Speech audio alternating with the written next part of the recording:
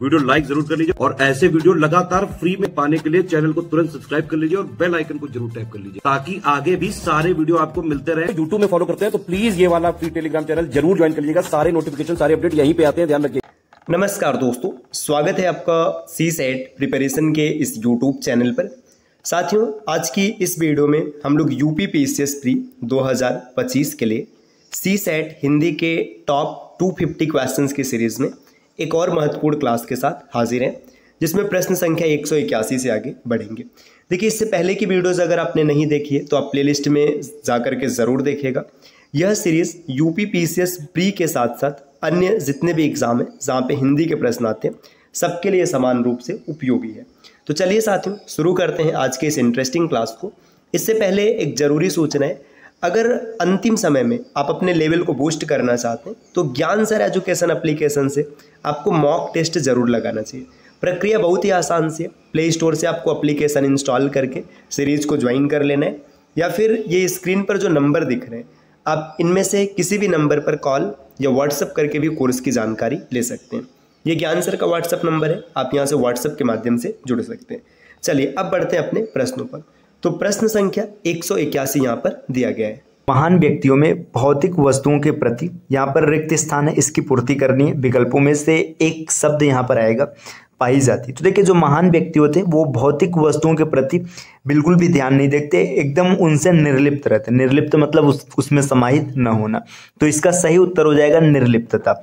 महान व्यक्तियों में भौतिक वस्तुओं के प्रति निर्लिप्तता पाई जाती है। विकल्प ए इसका बिल्कुल सही उत्तर बनेगा।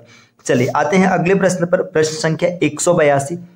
यहाँ पर प्रश्न दिया है, खर शब्द का निम्नलिखित में से एक अर्थ नहीं है। तो देखिए, खर मतलब गधा होता है, खर मतलब तिनका भी होता है, खर पतवार कहा जाता है, और एक राक्षस का नाम था खर, ये भी बिल्कुल सही है। तो खर शब्द का अर्थ जो नहीं होगा ये होगा बाण। बाण खर का अर्थ नहीं होता है। विकल्प बी इस प्रश्न का बिल्कुल सही उत्तर है। प्रश्न संख्या 183। कवि का स्त्रीलिंग शब्द है। तो कवि का जो स्त्रीलिंग है वो होता है कव इत्री। तो ये इस प्रकार लिखा जाएगा। तो जो विकल्प इस प्रकार लिखा गया वो बिल्कुल सही बनेगा। तो यहाँ पर देखिए, कवित्री नहीं है, कवियत्री भी नहीं है, और कव इत्री ये बिल्कुल सही हो जाएगा। विकल्प डी भी नहीं होगा। तो इसका बिल्कुल सही उत्तर है इस प्रश्न का उत्तर है विकल्प सी। आते हैं अगले प्रश्न पर। प्रश्न संख्या 184। यहाँ पर एक मुहावरा दे रखा है, आंखों में गड़ना। मुहावरों का अर्थ क्या होगा? तो जो आंखों में गड़ना होता है, इस मुहावरे का अर्थ होता है, समझिए, आंखों में गड़ना मतलब अप्रिय होना, मतलब कोई भी चीज जो आपको पसंद नहीं है ना, तो गौर से देखना ये तो होगा नहीं। मन में खटकना ये भी नहीं होगा। वस्तु को पाने की उत्कट लालसा रखना ये भी नहीं हो जाएगा। इसका सही उत्तर है विकल्प सी, सहन न कर पाना, आंखों में गड़ना ये होता है। प्रश्न संख्या 185 नंबर का प्रश्न यहाँ पर दिया हुआ है, उन्मूलन का विलोम है। तो जो उन्मूलन होता है, उन्मूलन का मतलब होता है किसी भी चीज को नष्ट कर देना, किसी भी चीज को उखाड़ देना। तो उन्मूलन का देखिए, अवमूल्यन मतलब होता है मूल्य घटाना, ये नहीं होगा। विश्लेषण भी नहीं होगा। संश्लेषण मतलब भी निर्माण करना होता है, और रोपण मतलब भी निर्माण करना है। लेकिन उन्मूलन का जो सही विलोम होगा होगा रोपण। विकल्प सी इसका बिल्कुल सही उत्तर हो जाएगा। अगला प्रश्न है, शुद्ध वर्तनी वाले शब्द का चयन कीजिए। तो इन चार विकल्पों में से कौन सा ऐसा शब्द है जिसकी वर्तनी एकदम शुद्ध है? तो अंत्याक्षरी, ये अंत्या नहीं अंताक्षरी होता है, ये गलत हो जाएगा। पूजनीय होता है, पूजनीय नहीं होता है। ये कव इत्री होता है, अभी आपने जस्ट पहले देख रखा है। तो ये होता है तदोपरांत जो है, इसका बिल्कुल सही उत्तर हो जाएगा विकल्प सी। इसमें कोई भी त्रुटि नहीं है। अगले प्रश्न पर आते हैं। प्रश्न संख्या 187। इसमें दे रखा है, निम्नलिखित किस एक में कर्मधारय समास नहीं। तो यहाँ पर ये प्रश्न 187 का जो भी सही उत्तर होगा ये आप कमेंट कीजिएगा। आपको ABCD करके करना है ना। इसमें कमेंट कीजिएगा कि कौन से उत्तर में या फिर कौन से विकल्प में कर्मधारय समास का प्रयोग नहीं किया गया। प्रश्न संख्या 188 पर क्या दिया हुआ है? वाग्जाल का संधि विच्छेद होगा। तो देखिए, वाग्जाल की अगर हम लोग बात करेंगे तो वाग्जाल, अगर इसका संधि विच्छेद किया जाए तो इसका संधि विच्छेद बनेगा वाक और प्लस जाल। और ये संधि कौन सा है? तो ये व्यंजन संधि, ये भी आप याद रखिएगा। वाक जाल इसका बिल्कुल सही उत्तर हो जाएगा। विकल्प ए इस प्रश्न का उत्तर बन जाएगा वाक जाल। देखिए, अगर यहाँ पर क के नीचे हलंत नहीं लगा रहेगा, अगर आप इसको टिक करेंगे ना तो ये गलत हो जाएगा। क्योंकि देखिए, ये गलत क्यों हो जाएगा? क्योंकि जो आपने स्वर संधि पढ़ा है तो ये स्वर संधि के क्षेत्र में चला जाएगा, तो यहाँ से गलत हो जाएगा। तो इसका बिल्कुल सही उत्तर हो जाएगा विकल्प ए। अगले प्रश्न पर आते हैं। प्रश्न संख्या 189 में दिया है, निम्नलिखित शब्दों में कौन सरिता का पर्याय नहीं है? मतलब सरिता का पर्यायवाची नहीं है। तो सरिता मतलब नदी होता है तटिनी, निम्ना, तरंगिनी, ये तीनों नदी के पर्यायवाची जो त्रिपथगा है, त्रिपथगा गंगा का पर्यायवाची होते हैं, ठीक है। देव नदी, सुरसरी, भागीरथी, त्रिपथगा, गंगा, ये सब गंगा के पर्यायवाची हैं। तो विकल्प बी यहाँ पर अलग हो जाएगा, ये इसका उत्तर बनेगा। रचना की दृष्टि से क्रिया के भेद है, तो रचना की दृष्टि से क्रिया दो प्रकार का होता है, एक सकर्मक और दूसरा अकर्मक। तो आपको याद रखना है कि रचना की दृष्टि से क्रिया के कितने भेद है, सकर्मक और अकर्मक दो होते हैं। तो इसका बिल्कुल सही उत्तर हो जाएगा विकल्प बी। प्रश्न संख्या 191 में यहाँ पर दे रखा है य, र, ल, व व्यंजनों को कहते हैं। तो य, र, ल, व जो व्यंजन है ये अंतस्थ व्यंजन कहे जाते हैं।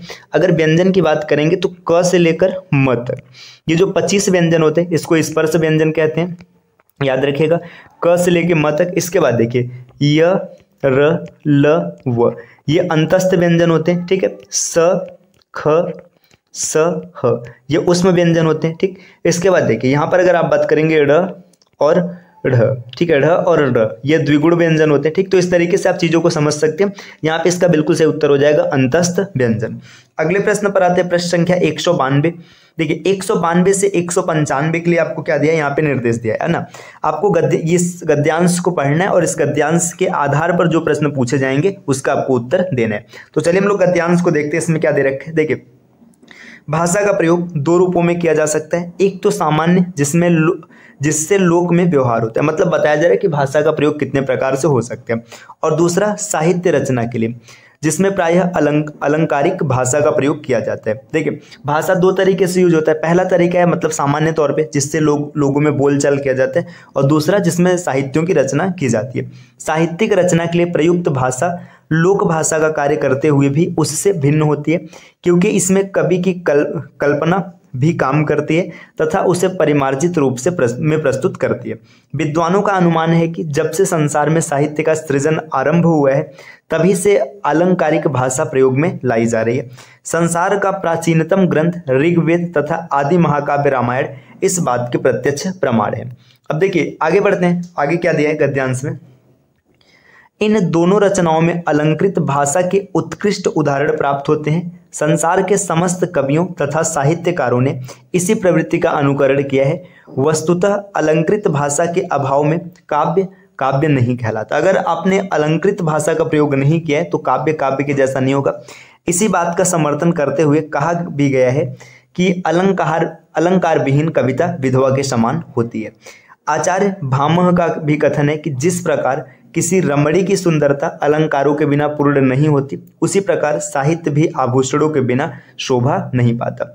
आचार्य दंडी ने अलंकारों को काव्य की शोभा विधायक धर्म माना है। आचार्य मम्मट और विश्वनाथ ने भी काव्य में अलंकार की महत्ता स्वीकारते हुए क्रमशः उन्हें सौंदर्य के उपकारक तथा शब्दार्थ के शोभातिशायी धर्म कहा है। तो देखिए यहाँ पर इस पूरे गद्यांश को पढ़ने पर आपको ये पता चला है कि जो काव्य है ना, काव्य में अगर अलंकारों का प्रयोग नहीं किया जाएगा तो काव्य नहीं कहा जाएगा। मतलब काव्य का जो मूल गुण उसमें प्रकट होता है वो अलंकारों के माध्यम से होता है। तो चलिए देखते हैं प्रश्न किस प्रकार के। प्रश्न संख्या 192 यहाँ पर दिया, लोक व्यवहार की भाषा होती है। देखिए जो लोक व्यवहार की भाषा होती है ना, समझिए लोक व्यवहार मतलब लोगों से बातचीत करना, तो अलंकार पूर्ण साहित्यिक भाषा ये नहीं होगा, संस्कृत निष्ठ लोक भाषा ये भी नहीं होगा, व्याकरण सम्मत लोक भाषा ये भी नहीं होगा, बोलचाल की सामान्य लोक भाषा। तो लोक व्यवहार की भाषा जो है बोलचाल की सामान्य भाषा है, विकल्प डी इसका बिल्कुल सही उत्तर बन जाएगा। आते हैं अगले प्रश्न पर, प्रश्न संख्या 193। इसमें दे रखा है संसार के अधिकांश कवियों ने जिस भाषा विषयक प्रवृत्ति का अनुकरण किया है वह प्रवृत्ति क्या है। मतलब संसार के ज्यादातर जो विद्वान है कवि वो क्या मानते हैं। देखिए लाक्षणिक एवं व्यंजना प्रधान भाषा का, ठीक है, ये नहीं किया है ना। इस पूरे गद्यांश में किसका जिक्र किया था, अलंकृत भाषा का प्रयोग। तो वो लोग किसका प्रयोग करते हैं, अलंकृत भाषा का। विकल्प बी इस प्रश्न का उत्तर बन जाएगा।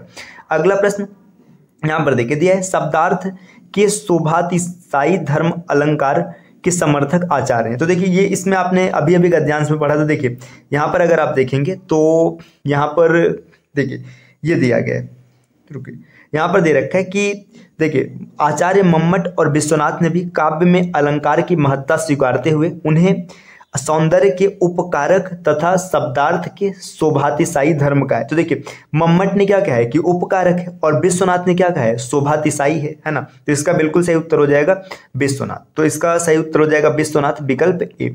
अगले प्रश्न पर आते हैं, प्रश्न संख्या 195। 195 में यहाँ पर क्या दे रखा है, कि साहित्यिक भाषा और लोक भाषा में एक प्रमुख अंतर यह है कि अब देखो ये आपको ये बताना है कि क्या है। देखिए सबसे पहले ये बताया गया जो साहित्यिक भाषा है ये परिमार्जित होती है और दूसरी अपरिमार्जित, है ना। साहित्यिक भाषा अलौकिक होती है, दूसरी लौकिक होती है। साहित्यिक भाषा धर्म ग्रंथों में प्रयुक्त होती है, दूसरी लोक कथाओं में। साहित्यिक भाषा आदर्शों पर आधारित होती है और दूसरी कल्पना के आधार पर। तो देखिए यहाँ पर अगर आप देखेंगे तो गद्यांश में जिक्र किया गया था कि जो साहित्यिक भाषा है परिमार्जित होती है ना। अगर ये परिमार्जित है तो लोक भाषा क्या हो जाएगी, अपरिमार्जित। तो इसका सही उत्तर हो जाएगा विकल्प ए। देखिए आते हैं अगले प्रश्न पर। देखिए यहाँ पर भी एक गद्यांश दिया है ना, 196 से लेकर के 199 के लिए, ठीक। तो इस गद्यांश को देखिए आप इसका स्क्रीनशॉट निकालेगा, है ना, इतने का निकालिए, ठीक। और रुके मैं इसको थोड़ा सा ना छोटा करता हूँ, ये ठीक है यहाँ पे, ठीक है। देखिए यहाँ पे आप इस गद्यांश का स्क्रीनशॉट निकाल लीजिएगा, ठीक है, ये आपने ले लिया होगा, ठीक। अब इसके बाद इसके बेसिस पे यहाँ पे कुछ प्रश्न पूछे गए। देखिए प्रश्न संख्या 196 ये रहा, ठीक। इसके बाद 197 ये है, 198 यहाँ पर है, 199 ये है। तो ये इतने जो प्रश्न है इसका उत्तर आपको कमेंट करना है, ठीक। तो इसका उत्तर आप जरूर कमेंट कीजिएगा। इसको अगली क्लास में हम लोग इसको डिस्कस करेंगे। यहाँ पर आपको